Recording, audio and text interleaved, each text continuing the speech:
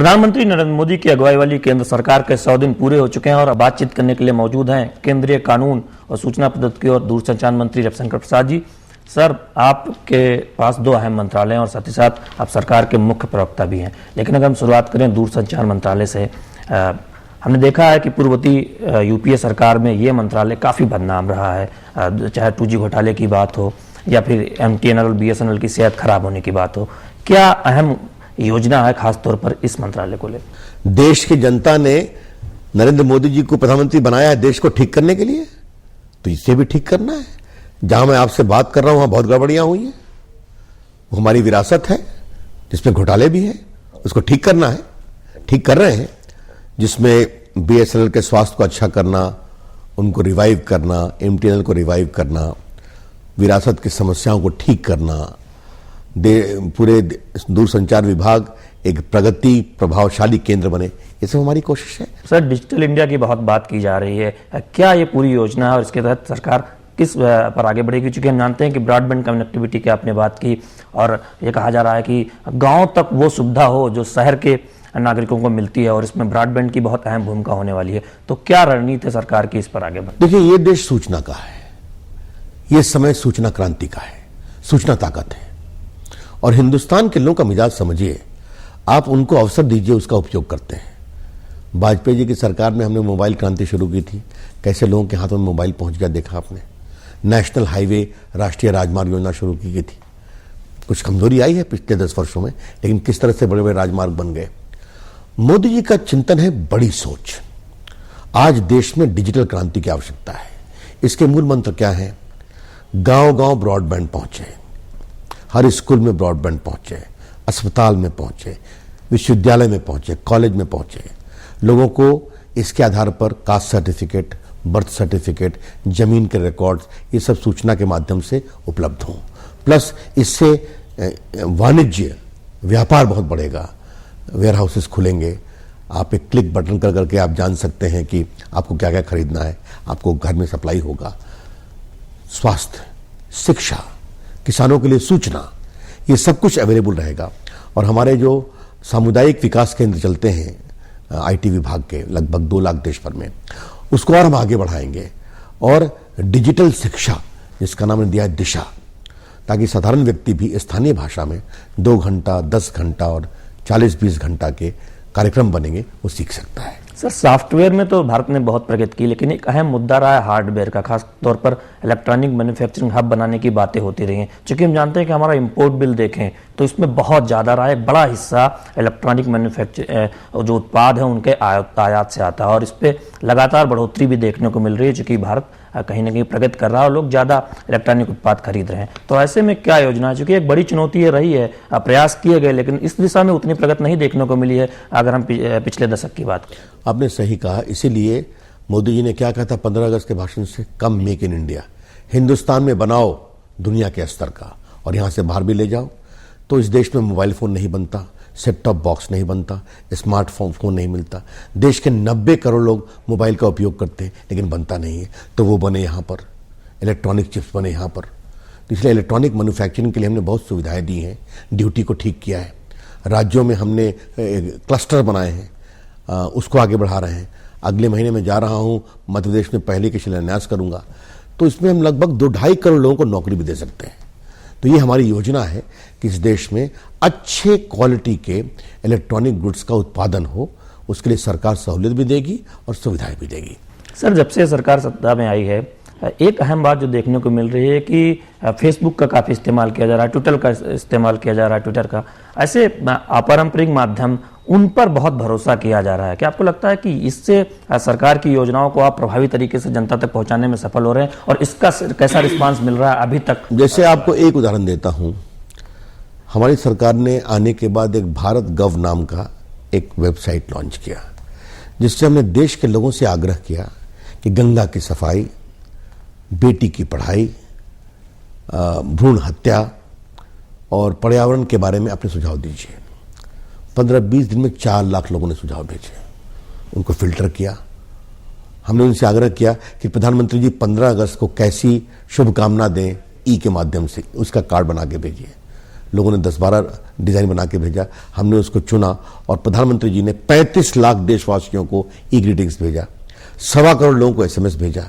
तो एक नया हिंदुस्तान है। आप भारत के लगभग 70% जो पूरा आपका गूगल्स है, उस पर फेसबुक है, उस पर भारत की ट्रैफिक आती है। तो हम इस तरह से इस नई सूचना तकनीक के माध्यम से आज आप देखिए, ये जो फेसबुक है या व्हाट्सएप है या मोबाइल फोन है, इसके माध्यम से लोग कितने सूचनाओं का आदान प्रदान कर रहे हैं। प्रधानमंत्री जी का कहना है, मैं चाहता हूं मोबाइल फोन पर हो हमारी सरकार। आपने देखा भी जनधन योजना आई थी, एक दिन में 77,000 स्थानों पर कार्यक्रम हुए, 1.25 करोड़ से 1.5 करोड़ अकाउंट एक दिन में खोले और प्रधानमंत्री जी ने 7 लाख बैंक के कर्मचारियों को शुभकामना और इंस्पिरेशन का संदेश भेजा। ये एक नया हिंदुस्तान, इसकी नई ताकत है। प्रधानमंत्री जी ने 5 सितंबर को शिक्षक दिवस पर देश के करोड़ों बच्चों से बात की, सूचना तकनीक से। वो लेह से भी बात कर रहे थे और वो पोर्ट ब्लेयर अंडमान से भी बात कर रहे थे। तो आपने देखा कि बच्चे तकनीक के माध्यम से दूरी हटाते हुए प्रधानमंत्री से सीधा सवाल जवाब कर रहे थे। तो यह है सूचना तकनीक का अधिकार। देखिए, इसका कारण समझिए, कारण क्या है। प्रधानमंत्री के आने के बाद देश में आशा का माहौल बना है। कैसे बच्चे बैठे हुए थे, उनसे सवाल कर रहे थे। ये लकवाग्रस्त प्रशासन खत्म हो गया है, पॉलिसी पैरालिसिस, निर्णय साफ होते हैं, प्रधानमंत्री जी का निर्देश स्पष्ट होता है। वो देश के चुने हुए नेता हैं जिनको देश की जनता ने अभूतपूर्व विजय दिलाई है। तो प्रशासन चुस्त हुआ है, आशा का माहौल बना है, प्रधानमंत्री की बात लोग विश्वास करते हैं और भारत में जो इतना बड़ा देश है, ये अब आगे रास्ते पर तेजी से चलने वाला है। ये एक स्वस्थ माहौल बना है। सर, आपने लकवाग्रस्त शासन की बात की। हम जानते हैं कि पूर्ववर्ती सरकार पर पॉलिसी पैरालिसिस के आरोप लगते रहे थे। अब जब आपकी सरकार आई है, ऐसा लग रहा है कि कुछ जल्दी में है कुछ कानूनों की समीक्षा को लेकर, चाहे वो भूमि अधिग्रहण कानून हो, कहा जा रहा है कि उसकी समीक्षा की जाएगी। और हम जानते हैं कि पुराने और बेकार कानून को खत्म करने के लिए एक समिति भी बनाई गई है। तो कहीं ऐसा तो नहीं कि सरकार इस मामले में जल्दबाजी कर रही है? चूंकि ऐसे एक आरोप शुरू में लगते रहे थे कि क्या सरकार इस बात पर ज्यादा ध्यान दे रही है कि निवेश आए। हालांकि बराबर लगातार सरकार की तरफ से कहा गया, जानते हैं कि वित्त मंत्री अरुण जेटली ने कहा था कि प्रो बिजनेस होना, प्रो पुअर होना, इसमें कोई विरोधाभास नहीं है। ये जनधन योजना क्या है? क्या बड़ों के लिए? गरीबों के लिए है, अति गरीबों के लिए है। ये डिजिटल इंडिया मैंने क्या बताया, गरीबों के लिए है ना। प्रधानमंत्री ने साफ कहा था, हमारी सरकार गरीबों के लिए पहले काम करेगी। देखिए, इस देश में रोटी बांटने की राजनीति बहुत हुई है, रोटी को बढ़ाने की राजनीति नहीं हुई है। रोटी अधिक होगी तो बांटने में सुविधा होगी। ये मुझे पहली बात कहनी है। दूसरी बात कहनी है कि हड़बड़ी क्या है, काम न करें तो काम नहीं करते हैं, काम तेजी से कर रहे हैं तो आपको उससे परेशानी है। देश को परेशानी नहीं है, देश उत्साहित है, ये मैं आपसे कह, और बच्चे भी उत्साहित हैं।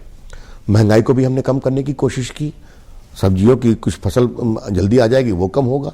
आपने देखा 50 मिलियन टन हम लोगों ने भेजा, चावल मार्केट में भेजा। हम लोगों ने प्याज के निर्यात पर रोक लगाई, चीनी पर भी स्टॉक पोजीशन होना चाहिए, उसके लिए निर्देश दिया गया। तो आप देख रहे हैं कि हमारी सरकार परेशानी आने के पहले ही एक्टिव हो जाती है। और हम ऐसा मानते हैं कि आज हिंदुस्तान को पिछले कई वर्षों से जो विकास का अभाव रहा है, तो ये मिलना चाहिए, और एक हर हिंदुस्तान की आशा है, हिंदुस्तानी की आशा है। सर, आपने जनधन योजना की बात की। एक आरोप जो आपकी सरकार पर कांग्रेस पार्टी लगाती रही है कि जो यूपीए सरकार की योजनाएं थी उनकी रीपैकेजिंग कर उसे लागू किया जा रहा है। इस तरह के आरोप लगाए गए हैं, खासतौर पर जनधन योजना को लेकर ये कहा गया। अब मैं किसी के आरोप पर क्या बोलूं? जो आरोप लगा रहे हैं उनको यह सोचना चाहिए कि 44 कैसे हो गए। मतलब जनता ने उनकी बात और उनके काम करने के तरीकों को विश्वास नहीं किया, और काम ठीक से कर सकती है मोदी जी की सरकार, इसमें विश्वास किया। यही तो लोकतंत्र में होता है, उसका सम्मान करना चाहिए। और जिस तरह से हम काम कर रहे हैं कि आपको भी बोलना पड़ रहा है, क्या हड़बड़ी में काम कर रहे हैं? हम पहले दिन से ही काम कर रहे हैं, 5 साल तक काम करेंगे, आगे भी काम करेंगे, देश को आगे बढ़ाएंगे। सर, अगर दूसरे अहम मंत्रालय की बात करें, कानून मंत्रालय, हम जानते हैं कि देश में जजों की कमी है और भी जो बुनियादी ढांचा है, खासतौर पर न्यायिक प्रणाली का, उसमें हालांकि राज्य सरकारों की भी जिम्मेदारी है, उसके बारे में भी लगातार बात की जाती रही, लेकिन कोई अहम प्रगति नहीं देखने को मिल रही। इस दिशा में क्या पहल आपके मंत्रालय ने की है? हमने कई पहल किया है। हमने सारे मुख्य न्यायाधीश हाई कोर्ट को लिखा है कि आपके यहाँ जो हाई कोर्ट जजेस की वैकेंसी है उसको पूरा किया जाए। मैंने पत्र लिखा है। 4000 निचली अदालतों में वैकेंसी है, उसको भरने के लिए मुख्यमंत्री और हाई कोर्ट के चीफ जस्टिस को लिखा है। महिला, बच्चे जो हमारे शारीरिक रूप से हमारे मित्र हैं, अपंग हैं, उनके केस को जल्दी फास्ट ट्रैक किया जाए, इसकी बात की है। इंफ्रास्ट्रक्चर डिजिटाइज किया है हमने। हर कोर्ट, लगभग 14,000 कोर्ट डिजिटाइज हो गए हैं। आज एक बार बटन दबाएं तो त्रिपुरा के कोर्ट में क्या चल रहा है हम देख सकते हैं। देश में ट्रैफिक चालान के केस बहुत हैं, 22 लाख आपके चेक बाउंसिंग के केस हैं, जल्दी खत्म हो। तो हर जगह से सपोर्ट हो रहा है। एक बात मैं और कह सकता हूं आपको कि हम चाहते हैं जेलों को भी डिजिटाइज करें। वो तिहाड़ जेल में शुरू हो गया है, हमने उन्हें कार्यक्रम बनाया था। कई और जेल में शुरू हो गया है। हम प्रदेश के मुख्यमंत्रियों से बात करेंगे कि एक बार बटन दबाकर आपके जेल में कितने अंडर ट्रायल हैं, कितने दिन से जेल में हैं, ताकि अगर अपने सजा की मियाद का आधा वो पूरा कर चुके तो उनको छूटना चाहिए। तो कई स्तरों पर प्रयास चल रहा है। और जजेस की नियुक्ति के बारे में आपने देखा होगा, नेशनल जुडिशियल कमीशन बिल पारित हुआ है। दोनों सदनों में सर्वानुमति से पास किया गया, एक भी वोट खिलाफ में नहीं गया। तो ये देश में एक नई शुरुआत हुई है जो अधिक ट्रांसपेरेंट बने। तो बिल्कुल हम मानते हैं कि एनडीए का बहुमत न होने के बावजूद राज्यसभा में जिस तरह इस विधेयक को पारित कराने में आप लोगों को सफलता मिली है, लेकिन अभी देखें तो राज्यों द्वारा भी इसे पारित किया जाना जरूरी है, क्योंकि संविधान संशोधन विधेयक भी साथ में था। कितनी उम्मीद है कि कब तक ये हो जाएगा? और साथ ही साथ आपकी लॉ मिनिस्ट्री से जुड़ा और कौन सा अहम जो विधेयक है, खासतौर पर जो लंबित है, जो आगे आने वाले दिनों में आप संसद में? पहले बता दो, विधानसभा का रेटिफिकेशन तो उनको करना है। हमने मुख्यमंत्रियों को पत्र लिखा है। बाकी राज्यसभा, लोकसभा से भी चीजें जा रही हैं। जो दूसरी कार्रवाई हम कर रहे हैं वो ये कर रहे हैं कि जितने पुराने कानून हैं जिनकी उपयोगिता नहीं है उनको निरस्त किया जाए। तो अभी 37-36 कानून का बिल पेंडिंग है। आने वाले सत्र में हम लगभग 200 कानून और के निरस्त करेंगे। प्रधानमंत्री ने इसकी कमेटी बनाई है। मेरे निर्देश पर हमारे सचिव ने पत्र लिखा है, लॉ कमीशन देख रहा है। तो नए कानून बनेंगे उपयोगी और पुराने अनुपयोगी कानून समाप्त होंगे। ये भी कार्रवाई कर रहे हैं। तो ये भी आप देख रहे हैं काफी कुछ हो रहा है। एक विवाद जो सरकार को लेकर रहा है वो गवर्नरों को हटाने के जो तरीके रहे हैं उसको लेकर देखें तो निशाने पर रही है सरकार। इसके साथ ही साथ हम जानते हैं कि पी सदाशिवम जो सुप्रीम कोर्ट के पूर्व मुख्य न्यायाधीश थे, उनकी नियुक्ति केरल के राज्यपाल के रूप में की गई है। उस पर भी कांग्रेस पार्टी समेत कुछ वरिष्ठ वकीलों ने भी अपनी आपत्ति जताई थी। देखिए, पहले बता दूं कि जो कांग्रेस के समय गवर्नर बने थे, अब मैं किसी का नाम तो नहीं लूंगा, लेकिन आप पिछले दरवाजे से आते हैं और सामने से बाहर निकलना चाहते हैं। एक से एक मुख्यमंत्री बाकी लोग बनाए गए थे। कायदे से उनको इस्तीफा नई सरकार के आने के बाद देना चाहिए था। ये परंपरा होनी चाहिए, स्वस्थ परंपरा है। लेकिन हमने क्या किया, जिनका टर्म बाकी है उनको कहा आप चलिए पूरा कर लीजिए। बहुत लोगों ने पूरा किया। आपने सदाशिवम की बात किया तो थोड़ा मैं आपके दर्शकों के लिए बता दूं कि पूर्व में ये जस्टिस रंगनाथ मिश्रा जो मुख्य न्यायाधीश थे, उनको कांग्रेस ने एमपी बनाया था। फातिमा बीवी थी, उनको गवर्नर बनाया था। मोहम्मद करीम छागला इतने बड़े थे, 11 साल चीफ जस्टिस, वो मंत्री बने थे और राजदूत बने थे। तो अपने आप में गलत नहीं है। यहां पर स्वयं सदाशिवम जी ने कहा कि मैं कोई और काम नहीं करूंगा, कि कोई आर्बिट्रेशन करूंगा, बाकी करूंगा। सरकार चाहे तो मेरा उपयोग कर सकती है। तो मेरे ख्याल में इस पर कोई बहुत बड़ा विवाद नहीं करना चाहिए। सर, आप सरकार के मुख्य प्रवक्ता भी हैं। आपको क्या लगता है कि जो 100 दिन रहे हैं उसमें, हालांकि 100 दिन बहुत कम होते हैं किसी सरकार के आकलन के लिए, लेकिन एक संकेत तो मिलता ही है। आपकी नज़र में वो कौन सी सबसे अहम उपलब्धियां रही हैं नरेंद्र मोदी सरकार की? स्वयं आशा जगाते हैं, ईमानदारी से सरकार चलेगी, ये सबसे बड़ी उपलब्धि है। दूसरी मैं क्या कहूंगा कि दुनिया में जो भारत को देखने का नजरिया बना है, पूरी दुनिया भारत की ओर आशावादी निगाहों से देख रही है। तो इन सबों का असर दिखाई पड़ रहे हैं। एक दिन में भारत के प्रधानमंत्री करोड़ों बच्चों से बात कर रहे हैं और बच्चे कितनी खुशी खुशी बातचीत कर रहे हैं। एक नया प्रयास है कि नहीं? और ये विकास ऐसा होगा जिसमें जनता की भागीदारी होगी। एक सुरक्षित भारत, एक सुखी भारत, इसकी ओर हमारी दिशा है और मुझे पूरा विश्वास है हम कर दिखाएंगे। डीडी न्यूज से बात करने में बहुत बहुत धन्यवाद। तो ये थे केंद्रीय कानून और दूरसंचार मंत्री रविशंकर प्रसाद जी, जिनका कहना था कि 100 दिनों में एक संकेत मिला है और आशा और भरोसा जनता के बीच गया है कि नरेंद्र मोदी की अगुवाई में सरकार बहुत कुछ करेगी, खास तौर पर देश के विकास के लिए।